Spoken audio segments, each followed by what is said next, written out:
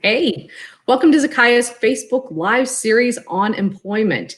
I'm Brianna Bowling. I'm the founder and ex-president of Zakaya Technologies, and I also have with me Tina Encian, who is a recruiter at Zakaya. So she has all kinds of great tips on what makes a great resume and a great interview and all of the things that help you get hired at Zakaya or probably any company. So last week, we gave you some tips about doing a virtual interview. And the replays are available on Zakaya's Facebook page. So if you want to learn more about those virtual interviews, just go to the Facebook page and you can take a look at those replays and even ask questions there. They also are on our website, www.zakaya.com, under Insights. So today we're going to start discussing resumes. And I can tell you that for some positions, we get a lot of resumes. I mean, sometimes even hundreds. And so time only allows for a really quick scan sometimes. So we want to share with you what it takes to get your resume to stand out from the rest of them. And while we're live, feel free to ask questions and we're going to do our best to answer them. And if you watch the replay, again, you can post your comments, write your questions in the comments below, and we will answer them during our next live broadcast or even back in the comments. So welcome, Tina, again to our Facebook Live. And I have some questions for you just to start off. So if somebody is looking at our website and they see some of the cool jobs that we have available and they're thinking, I'm not a perfect match to what is listed. I don't have maybe every single requirement. Should they bother to apply at all? Hi, Bryna. Definitely. So a lot of times we are our own worst critic and we're very hard on ourselves. And you really do need to kind of put yourself out there and take a chance, because when we list a job post, we're really looking for very specific skill sets, but there aren't a whole lot of unicorns out there that come pre-built and perfect, ready to order. So a lot of times what we need to do is look for the best fit. And this relies heavily on how the supply and demand of that specific job. So if you're looking for an administrative position, there's a lot of supply and unfortunately not a terrible amount of demand there. So you probably would be one of those hundreds of applicants for that position. However, some of the technical positions that we have, like certain skilled software developers with very specific skill sets. Sometimes we want somebody that has a specific number of years working with, weapon systems or something like that. Those could have a lot smaller supply for a great demand. So I'm really looking for a best fit a lot of the time. The only thing that I would caution you with is that be realistic. You don't want to apply for a job that they're requiring you to have 15 years of experience and you have 2. That's a little out of scope. You might be able to apply for something that requires 5 and you have 3. You might be able to get away with something where they want you to know Java and C++ and have a little bit of Oracle experience, but instead you have Java, C++, and some SQL experience. Sure, please send me a resume. And the only other thing I say is you may actually think that you're not a great fit for that position, and you might not be, but you might not have seen all of the other job posts that we have posted. So I've actually had people apply for one job and I've said, but you're a better fit for this one, and gotten them approved that way. And or sometimes my hiring managers have a little knack where they know when I've just talked to somebody and they're not a great fit, and then they come and say, hey, Tina, I need this person. And I'm like, well, I just talked to them. I didn't realize you needed that. And so then I can go ahead and call them right back and say, hey, look, something's in the pipeline, something coming up. I think that you'd be really good for this job, and we can start a discussion from there. Yeah, those are all really good points. Especially, I know that some of the people that work for us, they're very humble people, and so they may not think they're the best fit, but turns out that they're way more qualified than they thought. So I think those are some really great tips for somebody who's thinking about applying to our company or any other one. In terms of getting noticed, we talk about, we may get a lot of resumes for a particular position.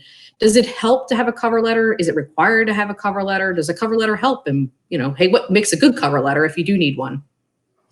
So cover letters, I always assumed when I was looking for a job, I always thought I had to write a cover letter, and it can be such a pain, and such a large amount of your time is taken up writing those cover letters. So for me personally, if you decide to write a cover letter or you don't decide to write a cover letter, I don't show preference one way or the other. You don't score any less points in my book if you don't submit a cover letter. However, a cover letter is a great way to let me know a little bit more about you. Especially if you have something that you want to kind of like preempt. So say you had a gap in your employment experience. Maybe you took off a couple years to start your family and you spent a couple years at home. That's a great thing to go over in your cover letter. It kind of gives me an idea of who you are, you're a family person. And also when I see that gap in your experience, I'm not going to go, ooh, what happened here? I'm already going to know that you started your family and now you're ready to get back into the workforce. And I'm not going to have those types of questions there. If you do write a cover letter, please keep it relevant. I do not need a 2-3 page essay of a cover letter. As little as one paragraph is absolutely fine. A few sentences, if they're relevant, is absolutely fine. Just make sure that you're not just kind of putting things out there to put them out there. Recruiters, like most people, we have a good sense of BS. And if you're just writing that you're the best thing ever and you have all the experience in the world, and then I looked at your resume and none of that is supported there, well, I mean, I'm already going to kind of be doubtful as to what's going on there. So make sure that your experience is to the point, not necessarily brief, but to the point and relevant, and you'll be good to go there. Okay. Now we don't have a whole lot more time left because we're trying to keep these super short so that, people can actually get some tips and go out and work on it and then come back. And we're going to be back again on Thursday at 3:00 to answer some more questions.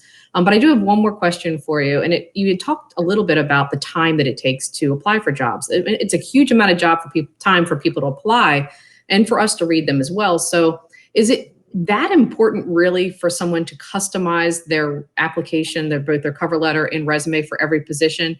And we can talk a little bit more about how they could, but is it really important that they do it at all? I do actually think it is important to customize your resume a little bit. You don't have to go overboard. If you are applying for very different positions, if you have a wide range of skill sets and you're applying for two different things, then write two broad resumes and do little tweaks here and there when you're actually going to apply to different companies. But it's perfectly fine to just have one resume if that's what you do, and go through and make sure that the job advertisement that you're responding to, you want to pick out as many things in there that you have direct relevant experience with and use those same terms in your resume. I'll give you a little bit of a background. I am not a software developer and I recruit software developers. So some of the stuff that you say in your resume, I may not know exactly what you're talking about. So it helps if you use the exact same wording that's in my job post. Then I know this person's read the job post, they understand what's going on. And I know that when I get you on the phone, we're going to be able to have a little bit more of an in-depth conversation about that. But I don't have to kind of know, intuitively what one thing is to the other. Like, if I'm looking for Java and C++ and you say you have experience using some of the different frameworks and programming different frameworks, but you don't use the exact same terms. Sorry, that one got away from me. It's fine. So yeah, we can go on this a long time. So it does sound like we need to probably customize each application. And so I think next time what we can do is probably we can start with the first question that we discuss on Thursday is maybe just some of the tips and different ways that someone can customize it so that their resume does stand out and it makes it easy for you as the recruiter to see that they're the best candidate. So maybe we'll start with that question on Thursday. But we're going to go ahead and wrap up now. Time goes so quick doing these. It really does. So, but please do tune in on Thursday at 3:00. You just come to the Facebook page, just like you did today. Take a look and we will be live at that time.